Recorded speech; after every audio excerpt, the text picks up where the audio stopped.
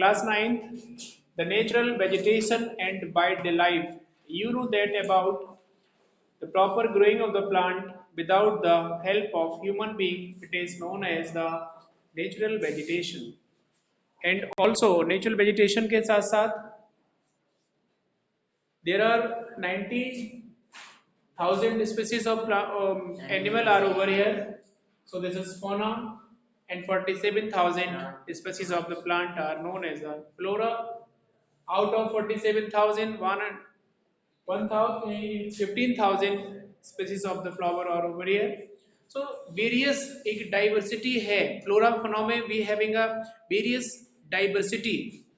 Diversity का मतलब होता है विभिन्नता, है ना। पेड़ पौधे फूल जानवरों में बहुत विभिन्नता है, बहुत डाइवर्सिटी है। ठीक है, अब हम बताने जा रहे हैं फोटो पीरियड का मतलब होता है सनलाइट, है ना। Sunlight, it is very significant role of the human life and all these living things. You know that about proper growing of the plant in the month of summer, not in winter. Proper जो growth है किसकी, पौधों की, वह गर्मी में बहुत अच्छी होती है। तो ये फोटो पीरियड एक अहम जो है रोल है, अहम एक योगदान है इसका। Variation during the sunlight on different place due to difference in latitude, altitude, season and duration of the year. This depend on latitude, ठीक है, और altitudes also. Lati और alti दोनों, मतलब कहने का है जो फोटो पीरियड का प्रभाव लैटिट्यूड पे, एल्टीट्यूड पे अलग अलग पड़ता है ना। दिन और रात के तापमान में भी अंतर होता है।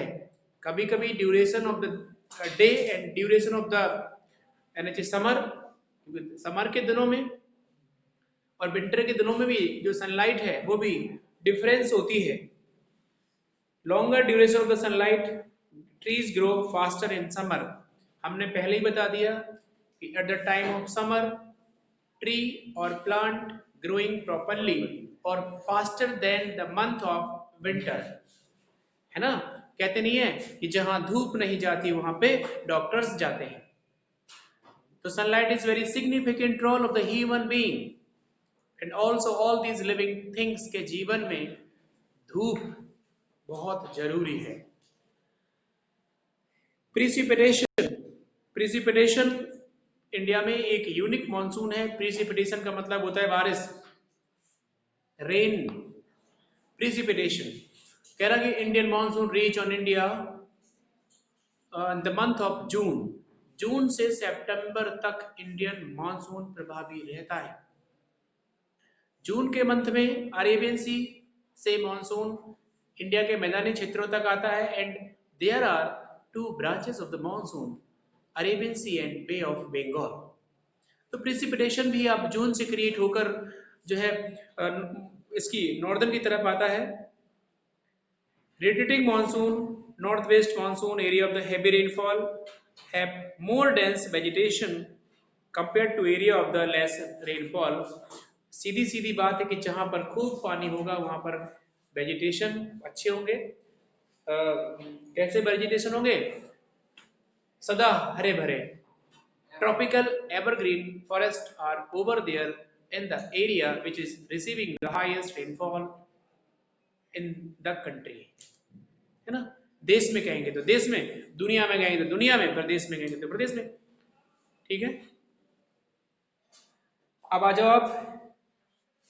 Forest are the important of human being, forest का भी है इसमें, क्योंकि वो कह रहा है प्रिसिपिटेशन से, इसका मतलब होता है rain. Precipitation have the lead role in the life of all these living things, just like पेड़ पौधे, मनुष्य, सबके जीवन में फ्लोरा फना एनिमल्स सबके लिए एक अहम रोल रखता है। ये जो है जून के से और जून टू सितंबर, मतलब जून में इसका क्या होता है, एडवांस होता है। एडवांस का मतलब होता है आगमन, और रिट्रीट होता है, विड्रॉल मानसून सितंबर में हो जाता है। विड्रॉल, विड्रॉल हो जाता है, विड्रॉल, ठीक है।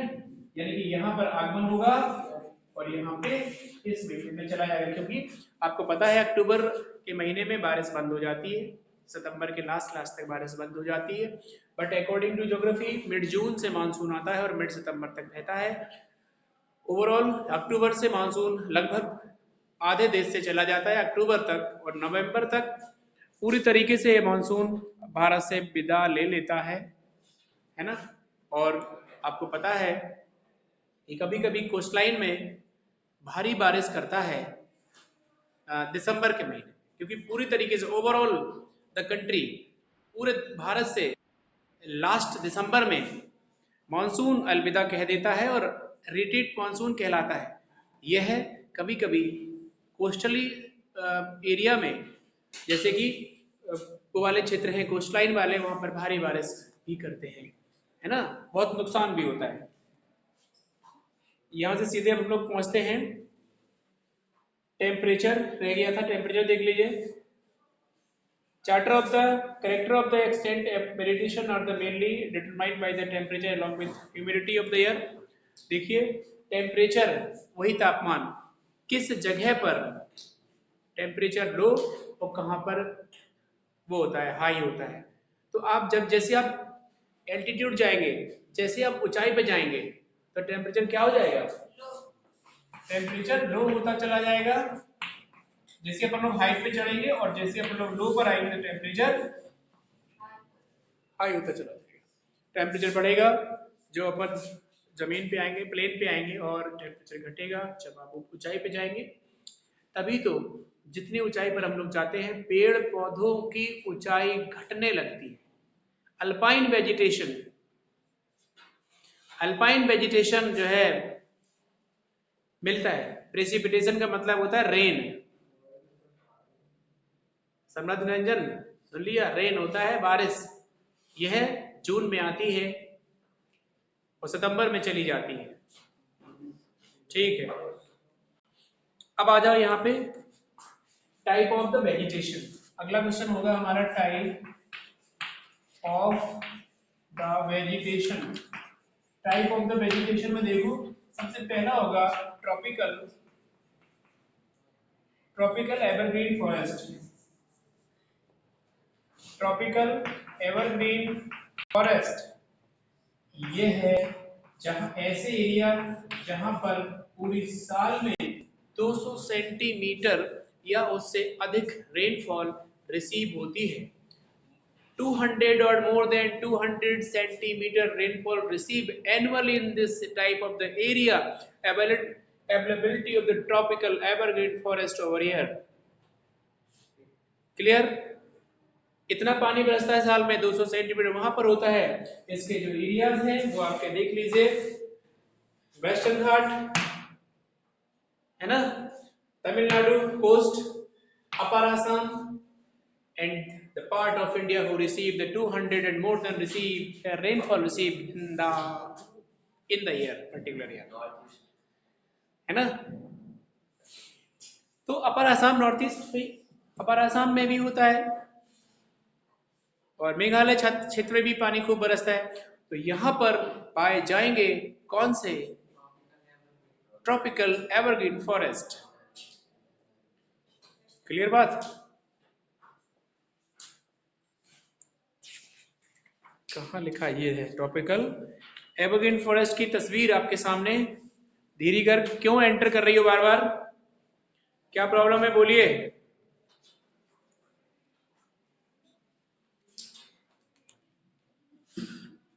लक्षद्वीप, अंडमान निकोबार, अपर आसाम, तमिलनाडु, ठीक है।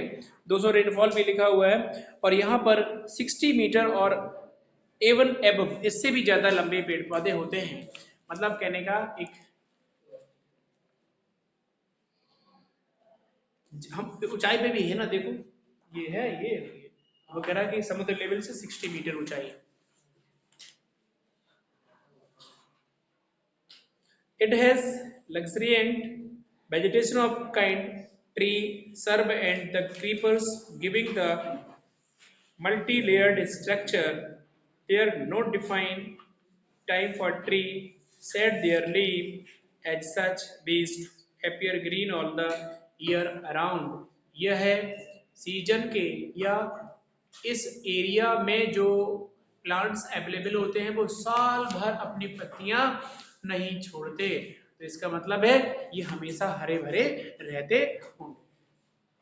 डायरेक्टली उसने लिख दिया है कि पत्तियां नहीं छोड़ते हैं, इसीलिए trees serve as creepers giving in all the multilayered structure, there is no defined time for tree to set their leaves, as such those trees appear green all the year around, लगभग पूरी साल हरे भरे रहते हैं, इसीलिए इनका नाम क्या है आपका ट्रॉपिकल एवरग्रीन फॉरेस्ट या सदा हरे भरे वन है।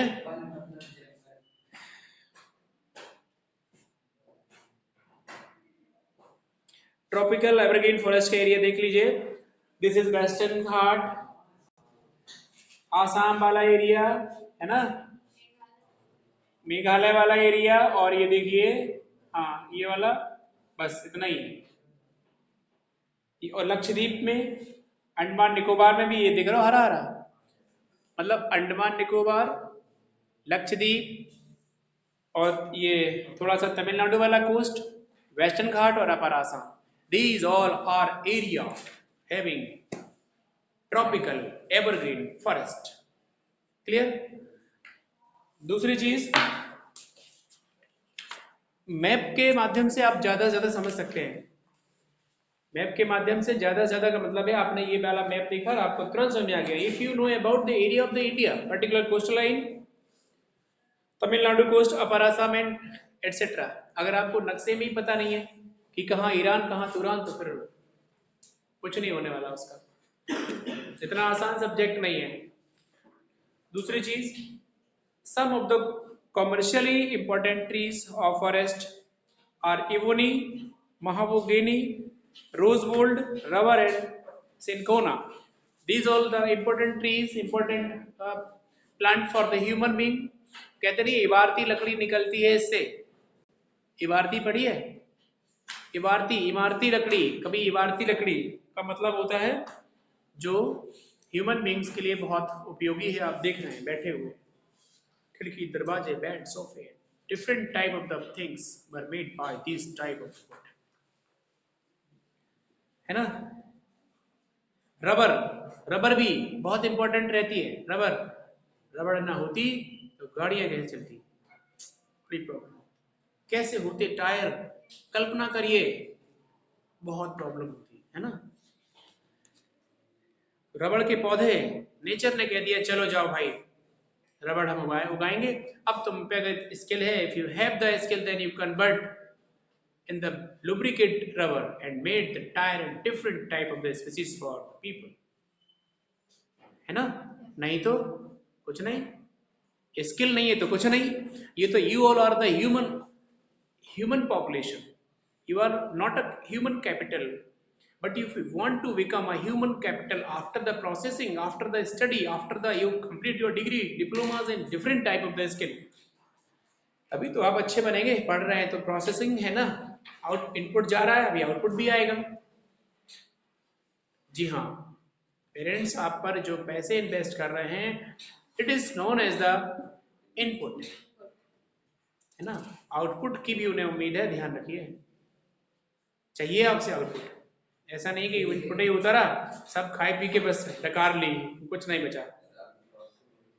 प्रोसेसिंग हो रही है अभी, हाँ प्रोसेसिंग हो रही है आप पर, है ना। ये जो प्रोसेसिंग हम चल यहाँ पे पढ़ा जा रहा है, यहाँ पर आपको बता जा रहा है कि ये प्रोसेसिंग ही है। तो धीरे धीरे नॉलेज गेन करिए, है ना, और उस ऊंचाई को भी छूना है। Common animals found in this area, elephant, monkey, lemur, deer, one horn rhinoceros, एक सींग वाला राइनासोर, गेड़ा होता है, गेंडा है ना, पाया जाता है आसाम, वेस्ट बंगाल के जंगलों में। Beside these animal plenty birds, boat, sloth, scorpions and snails are also from these type of the forest। और जंगल कितना मिठास भरा वर्ड है ना। भले ही रात में जाने में डर लगता हो, लेकिन जंगल और फॉरेस्ट बहुत अच्छे होते हैं। क्योंकि ह्यूमन जीवन के रक्षक है ये। All type of the medicine species are available हो गए। मेडिसिन लोहे से नहीं बनती, वेजिटेशन होते हैं उसमें, भले ही हम उन्हें केमिकल के द्वारा उन्हें प्यूरिफाइड करें और ये सब करें प्रोसेसिंग के द्वारा, लेकिन लगभग मेरा मानना है कि जो आयुर्वेद है वो भारत के जंगलों में समाहित है ना। भारत के जंगलों में तो उन ट्राइबल स्पीसीज के जीवन कटे जिन्होंने झूम कल्टीवेशन करी, जिन्होंने झूम कल्टीवेशन और चेना दीपा और वो कहना चाहिए वर्ण एग्रीकल्चर करी, है ना। तो उनके जीवन भी डिपेंड करते हैं एग्रीकल्चर पे। But all these type of the resource भी वहां से मिलते हैं, फल, है ना, लकड़ियां, औषधियां, सेड, छाया, छाल, पत्तियां, सब कुछ हमें वहां से मिलता है। सो ये हमारे लिए बहुत जरूरी है। तो these all are evergreen forest. Other tropical deciduous forest, tropical deciduous forest जो है होते हैं भारत में, also called the monsoon forest and spread over the region receiving rainfall between 200 to centimetre 70। इसमें होता है आपका क्या है इसका, tropical deciduous. Tropical deciduous forest को मॉनसून फॉरेस्ट भी कहते हैं। यह दो प्रकार का होता है, एक होता है ड्राई डेसिडियस, एक होता है मॉइस्ट डेसिडियस। उसने कह दिया डेसिडियस एवरग्रीन फॉरेस्ट या ट्रॉपिकल डेसिडियस फॉरेस्ट में जहां पर मोर देन 200 सेंटीमीटर और 70 तक वर्षा होती है, वहां पर डेसिडियस फॉरेस्ट पाए जाते हैं। ठीक है, अगला हमने कह दिया there are two type of the deciduous forest, first is moist deciduous and second is dry deciduous. First receiving the 200 and more than rainfall in India, and also second is having a less than 70 or 70, 70 and less than 17 centimeter rainfall receiving throughout the year. This is dry deciduous. अरे यार simple सी बात, ये deciduous forest है ना, एक दो प्रकार का होता है, moist deciduous, dry deciduous। यहाँ पर 200 तक वर्षा होती है, यहाँ पर 70 से कम होती है। हो गया, दोनों पार्ट इसके क्लियर हो गए। तो नॉलेजेबिलिटी आपको एक सीक्वेंस में होनी चाहिए। सर मोस्ट डेसिडियस और ये कौन सी होती है? ये होते हैं मॉइस्ट। हां, और ये बगल से डीडी, ये deciduous, dry deciduous, DD. This is not didi, this is not DD, demand draft नहीं है, ये है आपका dry deciduous forest in India having less than 70 centimetre rainfall. 70 से कम और 70 सेंटीमीटर बारिश तक ये सरवाइव कर लेते हैं अपने आप को। क्या है, समझ में आ रही कि नहीं आ रही?